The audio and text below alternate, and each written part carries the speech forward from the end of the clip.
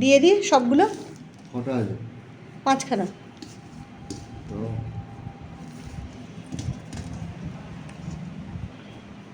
ও মোজাটা এখানে রেখে দিলাম।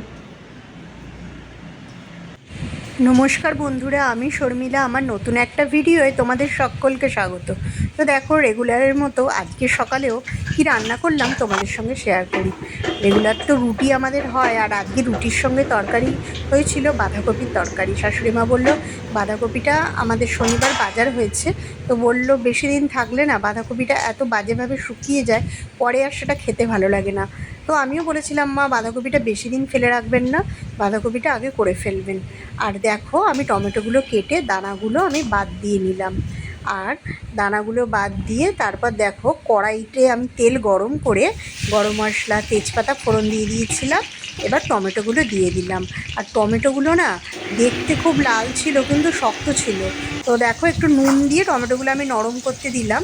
আর টমেটোগুলো একটু নরম হলে কিন্তু ভালো লাগে, এত শক্ত হলে না তরকারিটায় ঠিকমতো রঙও আসে না, আর খেতেও যেন কেমন একটা লাগে। তো যাই হোক, এবারে টমেটোটা এরকমই এনেছি। তো একটু নুন দিয়ে এটাকে ঢাকা দিয়ে আমি নরম করে নিলাম। আর তারপর দেখো, এর মধ্যে একে একে সব মশলা দিয়ে দেবো। আর বাঁধাকপিটা মা সেদ্ধ করে সকালেই রেখে দিয়েছে। একটু ধনে জিরে আদা বাটা দেবো। গরম মশলা তো আগেই ফোড়নে দিয়ে দিয়েছি। দেখো, হলুদ গুঁড়ো দিলাম, তারপর একটু লঙ্কা গুঁড়োও দেবো, আর ধনে জিরে গুঁড়ো দেবো। তো এই দিয়ে আজকে তরকারিটা আমি করব।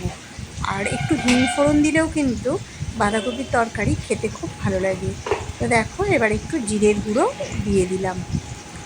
আর জিরের গুঁড়ো দিয়েও এটাকে ভালো করে কষাবো। একটা করে মশলা দিয়ে ভালো করে কষিয়ে কষিয়ে তরকারিটা আমি বানাবো। আর বাঁধাকপির তরকারি তো, এতে জল পড়ে না, জল দিলে খুব একটা ভালোও লাগে না। তো দেখো, এবার ধনের গুঁড়ো একটু দিয়ে দিলাম।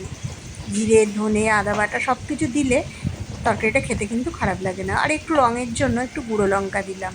একটু সামান্য গুঁড়ো লঙ্কা দিলে কালারটাও ভালো আসে, আর খেতেও বেশ ভালো লাগে। তবে খুব একটা বেশি ঝাল দিই না, খুব হালকা ঝাল দিই। তো দেখো, এবার আমি আদা বাটাটাও দিয়ে দিলাম। দিয়ে এবার ভালো করে মশলাটা কষাতে থাকলাম। আর বাঁধাকপিটা তো সেদ্ধ করা থাকে, তো খুব বেশি দেরি হয় না। আর আলুটা আমি সেদ্ধ করে ভালো করে ভেজে নিই, কেননা আলুটা সকালবেলা তাড়াহুড়োর সময় আলুটা নরম করতে গেলে অনেকটা টাইম লাগে বলে আমি একটু সব জিনিসই আমি সকালবেলা একটুখানি সেদ্ধ করে নিই। এটা আমার রান্না করতে খুব তাড়াতাড়ি হয় বলেই আমি এটা করি। তো দেখো, আলুটা আমি একটু হালকা সেদ্ধ করে ভেজে নিচ্ছি পাশে। আর বাঁধাকপিটা আমার অনেকটা হয়ে এসছে। এবার ভাজা আলুটা আমি ওর মধ্যে দিয়ে দিলাম।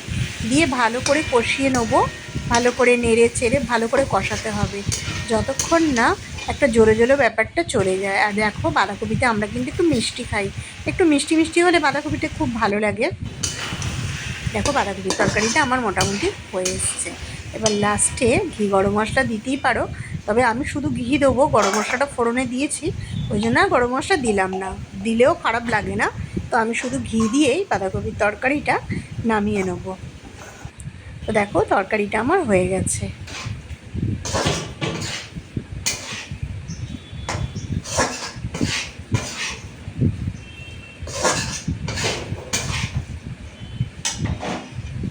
তো বাঁধাকপির তরকারিটা আমি নামিয়ে রাখলাম।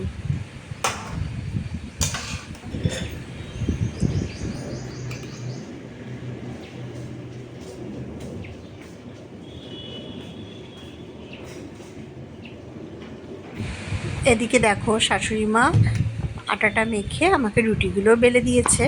তো সকালবেলা তো অনেকগুলো করেই রুটি হয়, তো বাঁধাকপির তরকারিটা হয়ে গেল। এবার রুটিগুলো আমি একটা একটা করে সেঁকে নেবো। আর বাপি আবার টিফিনে ডিমের অমলেট নেবে, অমলেটটা আমাকে ভাজতে হবে। আর দেখো, রুটি করতে সকালবেলা না অন্য রান্না করতে তাও ভালো লাগে, আর রুটি করতে যেন বড্ড বিরক্তি লাগে। রুটি করতে গেলে না অনেক টাইম লেগে যায়, আর এই গরমের মধ্যে রুটি করতে গেলে একদম ভাল লাগে না। তো যাই হোক, টিফিন তো দিতেই হবে। তো দেখো, রুটিগুলো আমি সেঁকে নিলাম।